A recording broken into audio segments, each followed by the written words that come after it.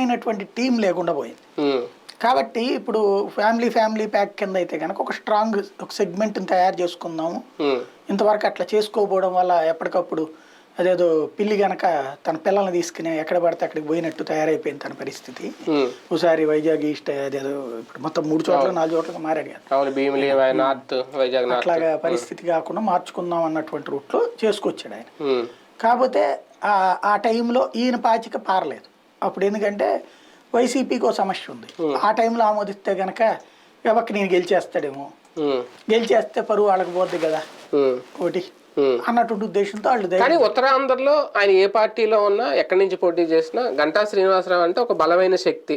ఆయన గెలవడంతో పాటు ఒక 2-3 కూడా గెలిపించుకునే సత్తా ఉన్న వ్యక్తి అనేది పార్టీలు భావిస్తాయి అనేది.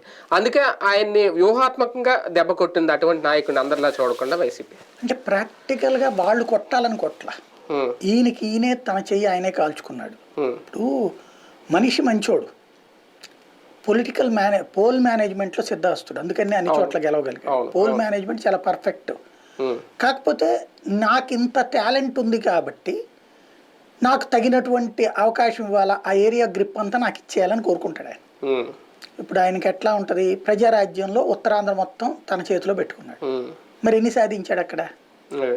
కానీ గ్రిప్ అని మొత్తం గ్రిప్ అంతా ఆయన చేతిలోనే పెట్టుకున్నాడు. ఆయన సాధించింది ఎన్నని?